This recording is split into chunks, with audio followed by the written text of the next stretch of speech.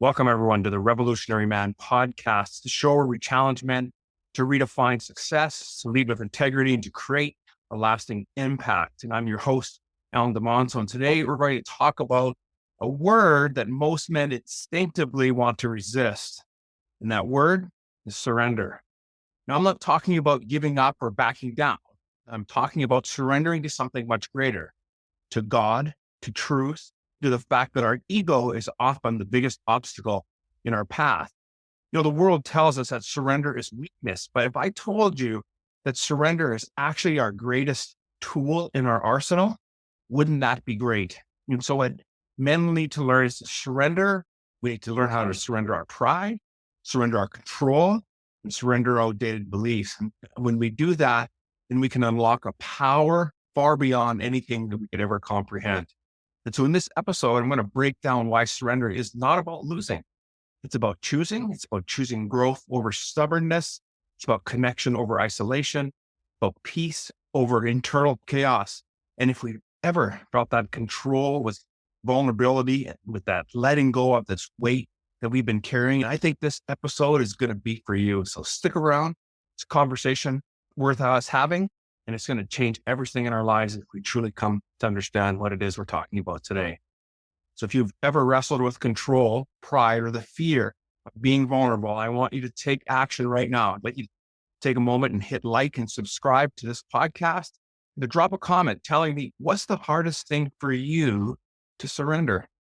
When you engage in this, it not only fuels your growth, but it also helps this message reach many more men who really need to hear this. So just takes a couple of seconds.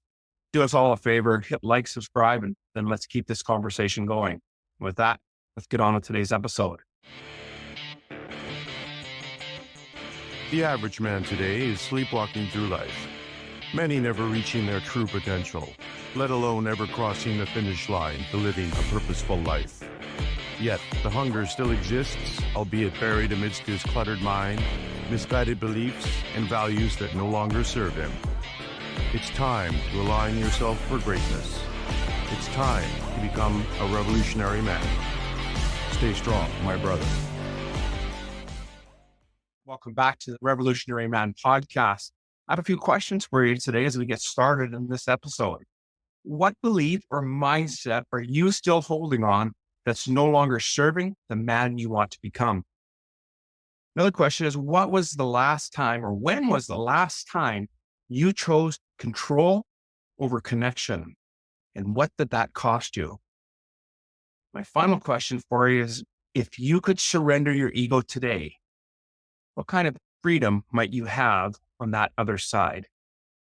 You know, these are pretty powerful and challenging questions, and we've called them out. We're asking these tough ones now because we want to go deeper. We want to go deeper into our lives and deeper to truly understanding what it means to be a man in today's world. And so to unpack what surrender really means, we need to really look at it as a gateway to gaining strength versus weakness for us. And how we apply this in practical terms is going to make a big difference in our faith and our relationships, and in how we lead ourselves and lead others. And so if you've ever felt like you're carrying on just too much, then this is going to be a great opportunity for you to lighten the load. So the first thing I want to touch on today in this conversation is really the misunderstanding of what surrendering is all about. See, surrender is one of those most misunderstood words in our vocabulary, isn't it? And it's often because it brings up images of waving the white flag, or admitting that we're defeated, or even giving away our own power. But when we stop to think about this, surrender is not about losing it all. It's about letting go of illusions that are keeping us trapped in fear, in pride, and in ego. And for a revolutionary man, understanding what surrender truly means is going to be the gateway to peace, to clarity, to unstoppable strength. And so surrender has been wrongly framed as this submission or this defeat idea. And so think about it. In today's society, especially for men, it's equated to surrender being weakness. Many of us are conditioned to win at all costs and never to show pain, to push through adversity without even asking for help. And while that mindset might serve in some instances, it does form the background of this lone wolf syndrome that I see so often in doing this men's work. And it's truly its own archetype. But while independence can be a virtue, isolation can also become a prison. So the truth is that constantly clinging to control creates stress, breakdowns, and emotional numbness.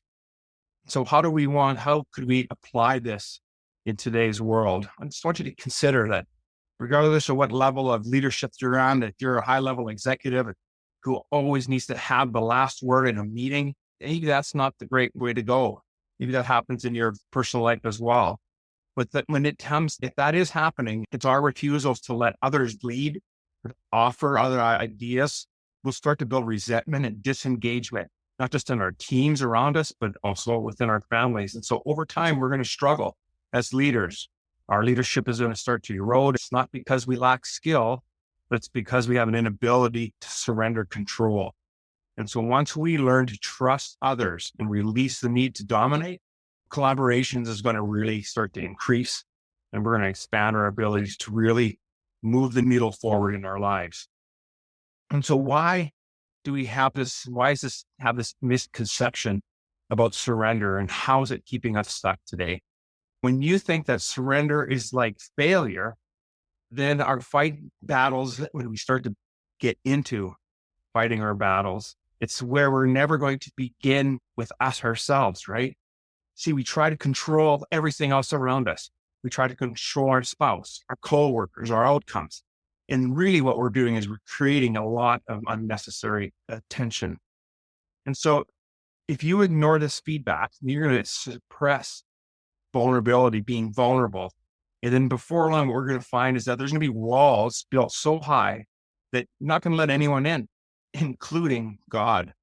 And so this addiction to control can truly lead us to burnout, to disconnection, to emotional chaos. And so I think of it as being a father when we're refusing to admit that we're overwhelmed trying to balance business and family life. Instead of admitting that and trying to work through it, instead of communicating this to our spouse and asking for help, we start to maybe work longer hours. That was definitely me, especially in my younger years, and becoming extremely emotionally distant.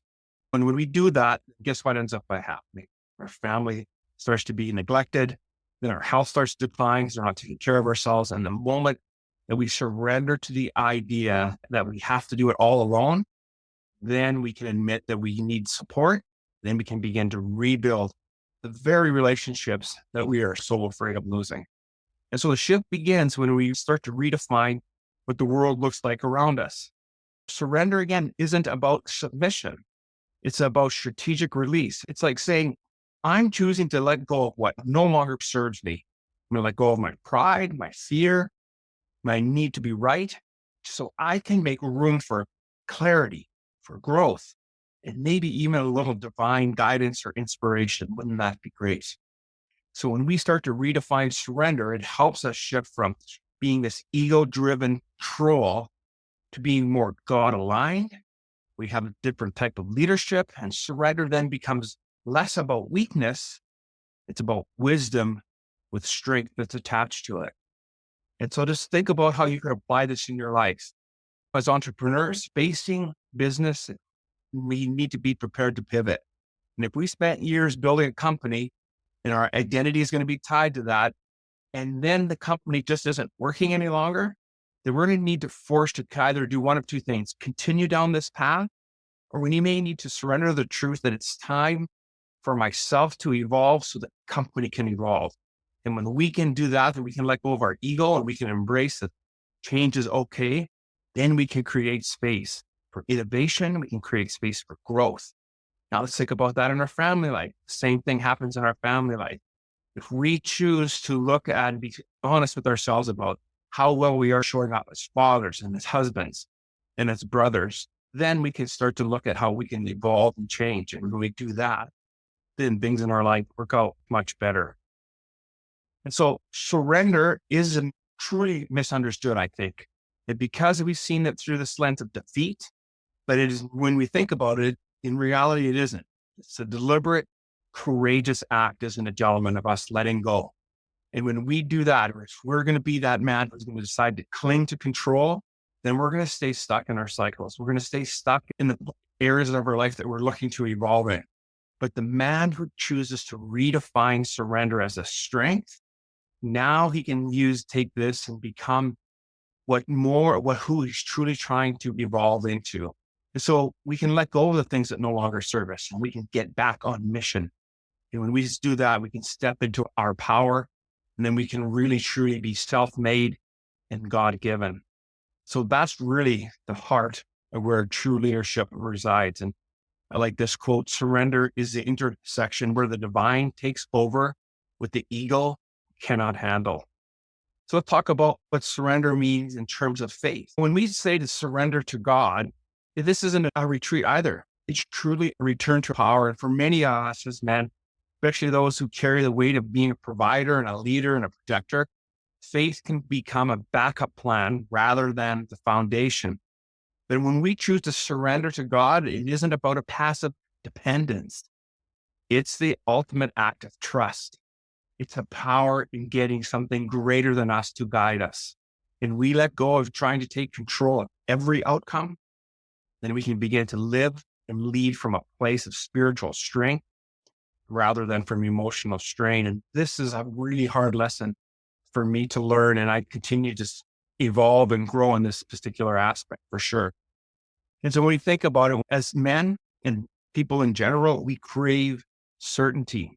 See, we want to map out the plan. We want to execute it flawlessly and protect those that we love along the way. But in real life, it doesn't play out like that, and not in our timelines anyways. And so plans are going to fall apart and people are going to disappoint us. And guess what? The goals in life are going to shift as well. That's where when we choose to surrender comes in, then we can look at making changes to our lives. But it's really about making a declaration that we are not God, and that's okay. Surrendering to God means that we're stopping to try to shoulder the world alone and invite a divine wisdom that exists in us to guide us through. So allowing God to act through us and as us. Think about the last time that you've navigated a crisis, and maybe it was for financial or relationship wise, or maybe even with your health. And if we keep trying to fix it on our own, then things can send us to struggle, can't it? And so we're praying, but more like a checklist. We're not truly doing it as a deep spiritual connection. And so then one day, when we finally end up by being broken, and man, I got to tell you, this happened to me so many years ago when my first marriage failed, and I'm just out of answers, truly on my knees and wanting to get direction and guidance. I needed to surrender. And finally, it really became a statement of, God, I don't have this and I need you. That's a powerful statement if you can get there. And that ship alone is so much different than just performing a prayer. It's really the beginning of a new path. And this doesn't mean that my problems disappear or that your problems are going to disappear, but it does mean that you're no longer going to walk that path alone.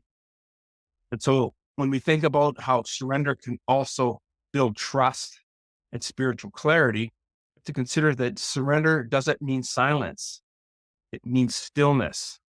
We're so busy trying to figure things out that we never get an opportunity to stop to just take a moment. And so when we surrender to God, we're really reacting to everything and start by responding from this place of a deeper sense of trust, isn't it? Because we're slowing down now. And so we stop trying to force an outcome, and instead we begin to follow a greater vision, one that's not going to be driven by fear and ego. Instead, that's because we've chosen to surrender.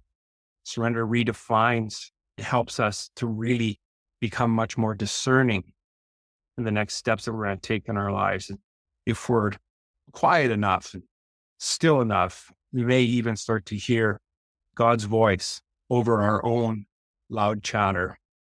And so maybe it's like whether to leave a job or pursue a dream or forgive someone who's hurt you. But if our mind races, making the pros and cons list, and you're seeking advice, just starting to spin your wheels. But if we take a moment now and pray and in silence, and we just feel a peace settle over us, then we can start to align with our values. We can start to bring spiritual clarity into our decision-making. then we can make steps and move forward that follows more one of peace and contentment. And we're going to find the answers that we're looking for by slowing down rather than speeding up. And so how can faith then also strengthen our relationship? So I think it makes sense. We consider that when a man surrenders his pride, seeks God's guidance, his heart's going to soften, isn't it? I know mine does. And when we become less reactive, we'll become more present, we're less guarded, and we're far more compassionate. Relationships that change, our marriage, our parenting relationships change, our friendships change, our work relationships change. Everything changes because we're surrendering something much greater. And think about it this way. A surrendered man is a centered man. He's going to listen more. He's going to defend less. He's going to lead with peace instead of with pressure. And so many of us are husbands and fathers. And so think about this, a time when you're constantly clashing with a son. Maybe they're a teenage son, they could be in their 20s, but you're having clashes with your son. It's typical piece that we will go through in our lives. Every conversation in that with your son turns into a power struggle. But what if instead of trying to control his own behavior, we start to pray specifically for the tools that we need to help get us through, tools like patience and wisdom and understanding. And instead of forcing rules, we can start to build trust. It's not going to be perfect and it's not going to all change all at once. But over time, that relationship is going to start to shift.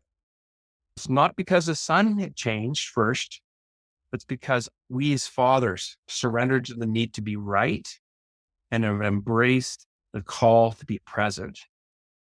That's a really big piece for us to look to do. It's something I continue to work on with my children. And I find myself going back and always reminding myself to slow down. And what are the skills that I want to bring into this conversation?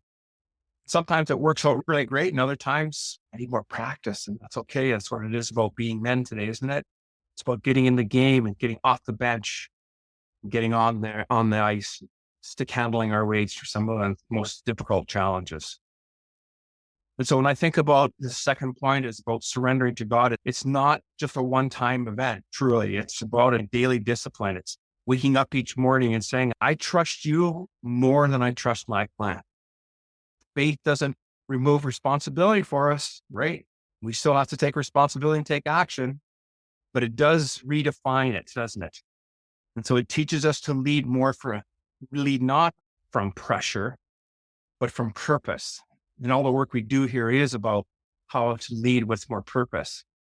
And so when we do that, it's going to strengthen not only our relationship with God, but it's going to strengthen our relationship in all of our aspects of our life. And so a man who surrenders to God doesn't really lose control. What he gains is alignment. And I love this quote as well. The moment of surrender is not when life is over, but it's when it begins.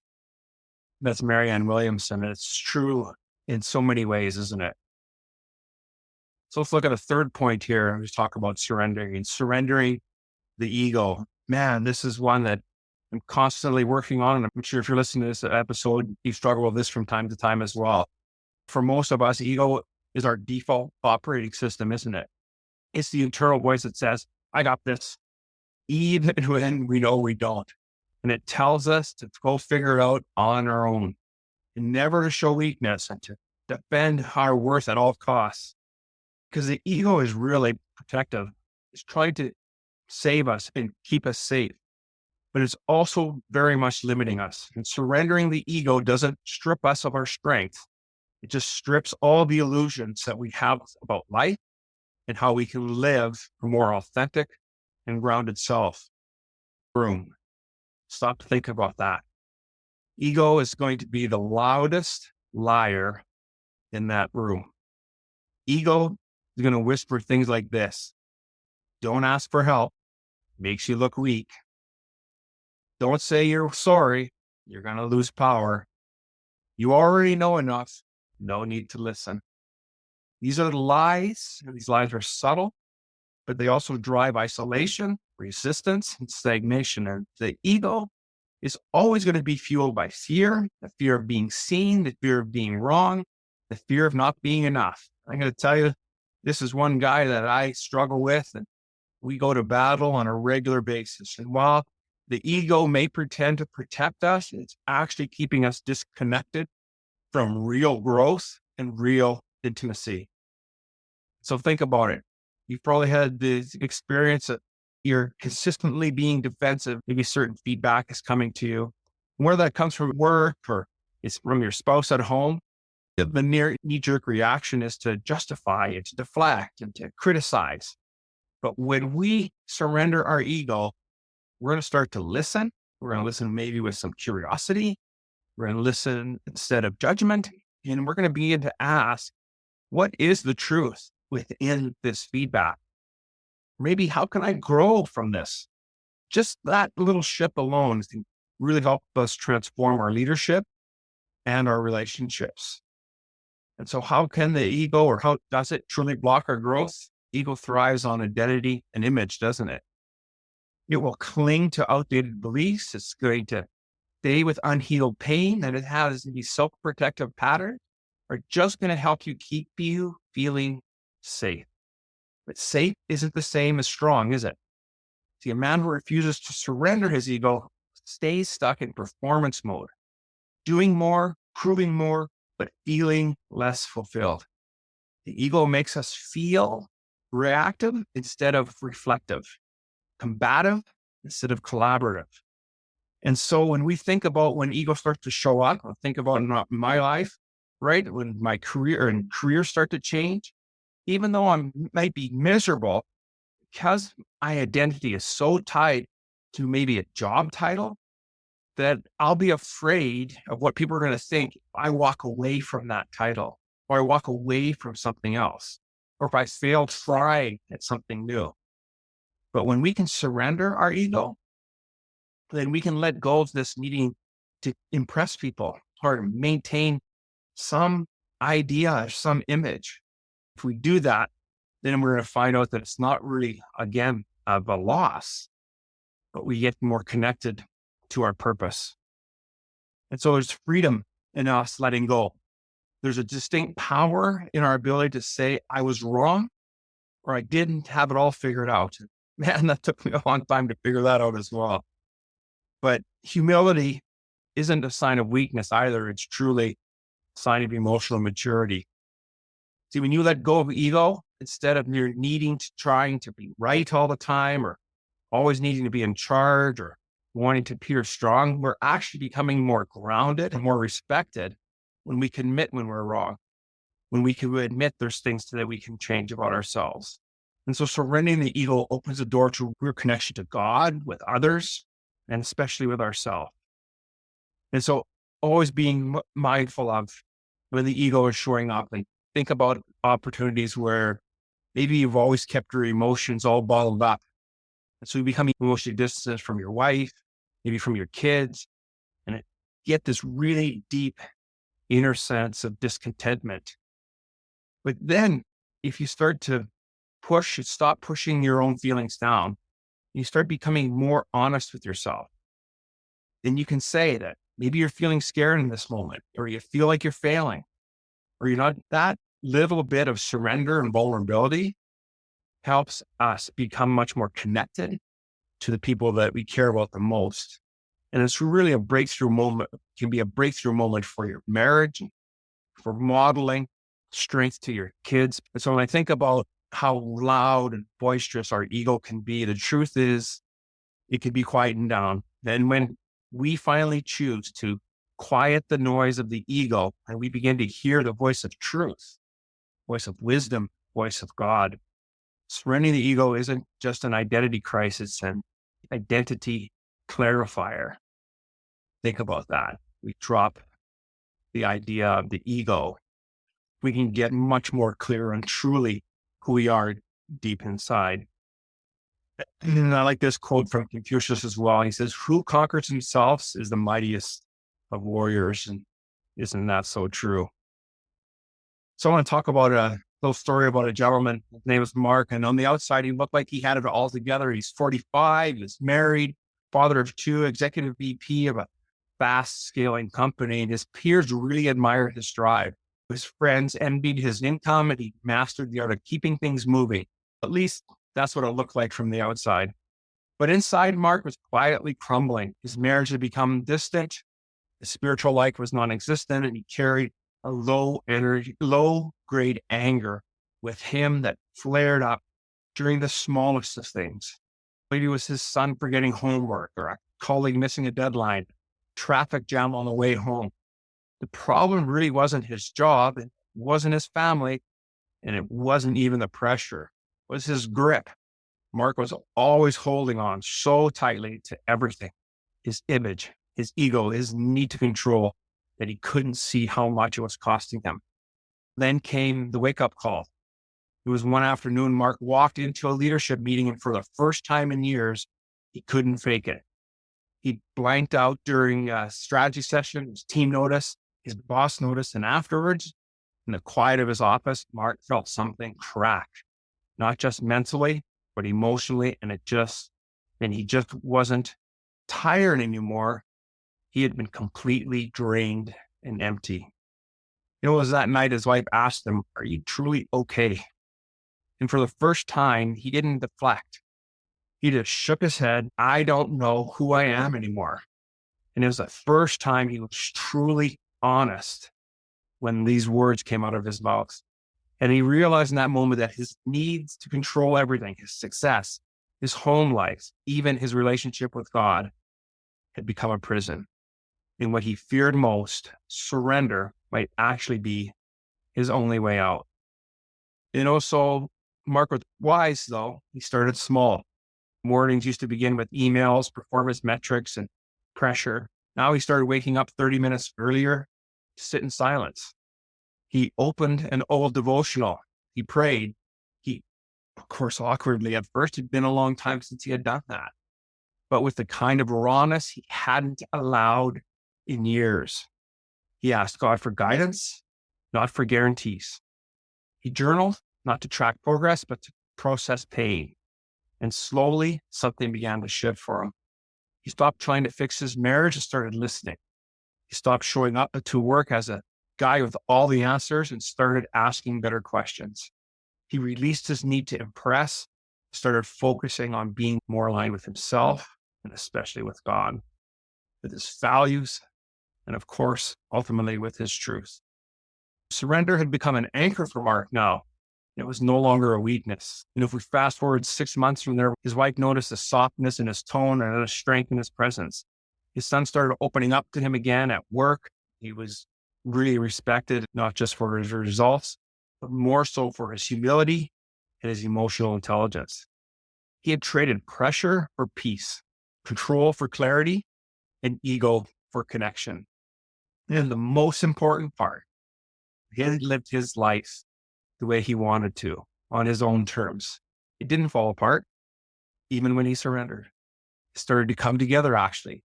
He realized that after all these years, he thought that he had to carry all this weight, that God was simply waiting for him to let it all go. The moment he did is when everything changed for Mark.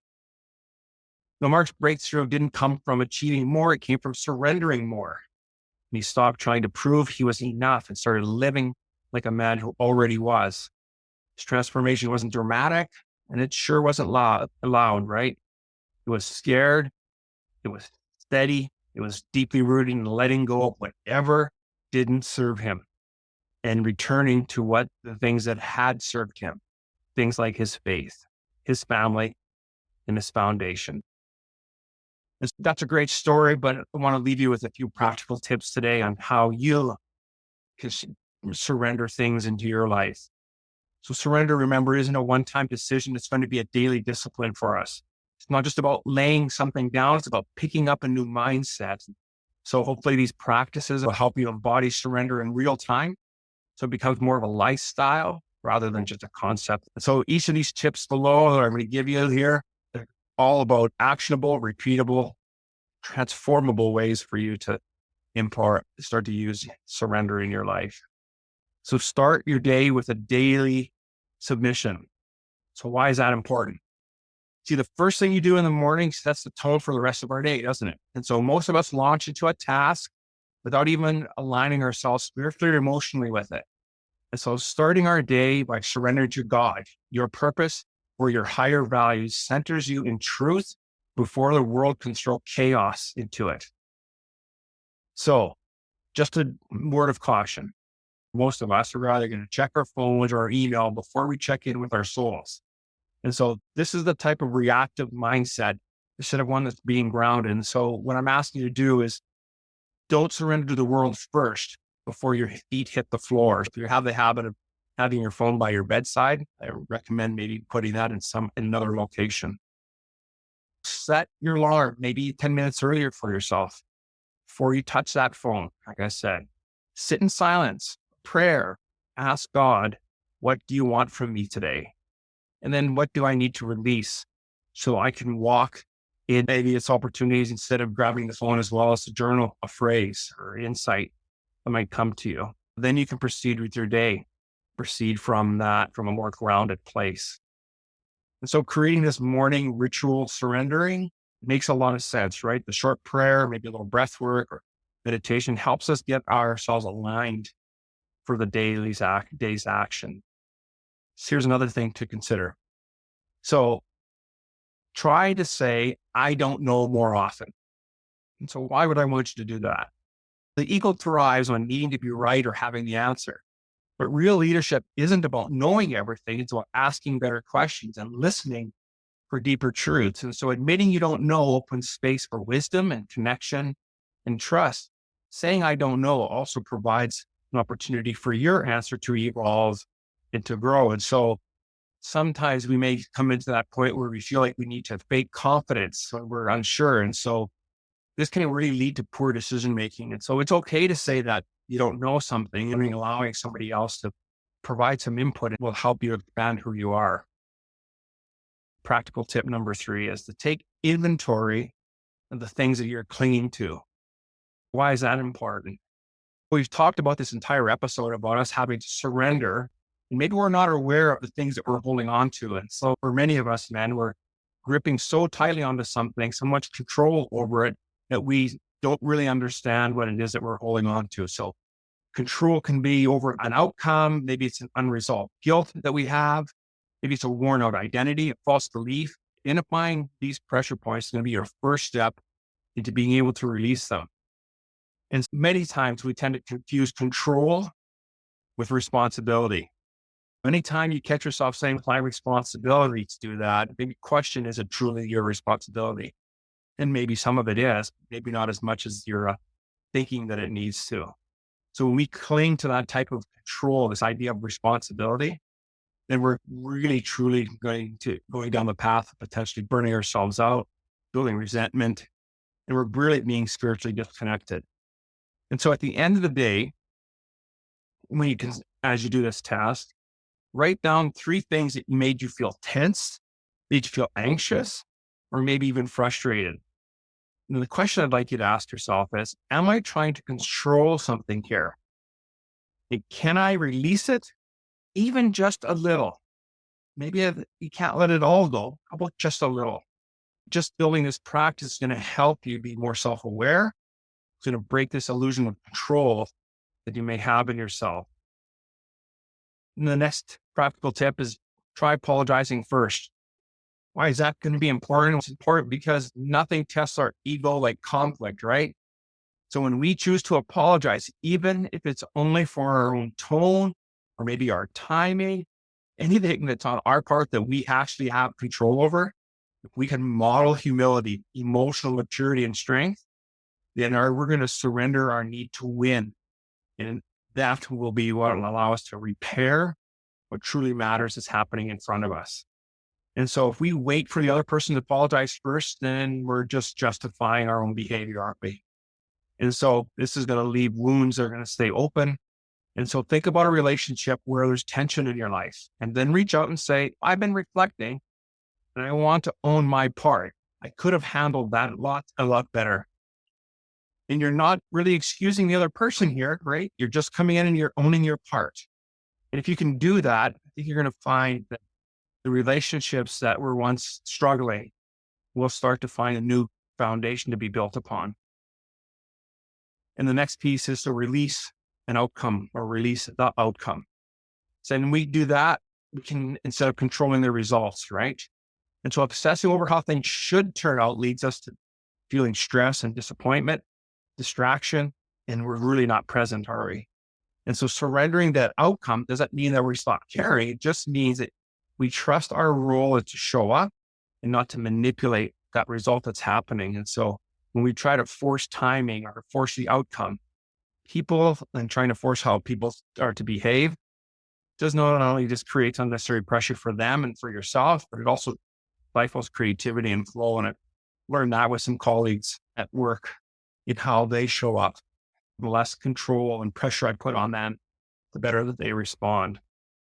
And so all of these are opportunities for you to practice surrendering in some way, shape, or form in your life. If you can start to implement some of these, I think you're going to find that there's a real opportunity for you to gain peace and more freedom in your life. Each of these practices offer a real grounded way to integrate surrender into everyday life.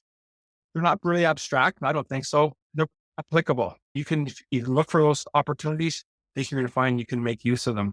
The man who builds surrender in his abilities and his habits becomes less reactive. You're going to be more grounded. You're definitely going to be much more powerful because you no longer live in fear or pride. Instead, we're going to lead from wisdom and with strength. There's a lot of this information. This is stuff I didn't come up with. I've read lots of things. Here are 3 great resources that I think you might want to consider taking up. The one was called Letting Go, and it's by David R. Hawkins, outstanding book. Wild at Heart by John Eldredge, just one of the favorite books of mine of all time. And The Ruthless Elimination of Hurry by John Mark Cormer, 3 outstanding books. And so if you take nothing else from today's episode, I just want you to remember this, that surrender is not the enemy of your strength. It's the gateway to it. The world may teach you to fight harder, to grip tighter, and to never back down. But a man who never learns to let go is a man who's always stuck. True strength doesn't come from control. It comes from alignment, from trusting God's timing, from releasing ego, and from opening our heart to growth. And so when we surrender, we're not giving up. We give the weight that we have on our shoulders that we're never meant to carry. We give that on to something much greater than us. And so it's in that space that we can become the men we were created to be: present, powerful, and free. And so here's your challenge as we end today's episode. I want you to choose one thing that you're clinging to right now, whether that be an outcome, belief, a grudge, an expectation, and I want you to surrender it. Not tomorrow. You need to do it today. Release it. See what happens when you stop forcing life and start flowing with it. So if this episode spoke to you, and if you're ready to really stop white-knuckling life and start leading from your grounded purpose, then I'm going to invite you to take another step with us. Go to members.theawakenedman.net and take our integrity challenge. It's a free experience designed to help you examine your life, align your actions with your values, and become the kind of man who doesn't just talk about growth, but he lives it. You're going to identify where you've been drifting, where your values and behaviors don't align. You're going to walk away with clarity, conviction, and direction, because here's the truth. The strongest men don't control everything. They control what matters most, their integrity. Don't wait for the perfect time, guys. Don't wait. Feel ready? Start. Take this challenge, lead with integrity, live with surrender, and I'll see you on the other side. Live well, my friends.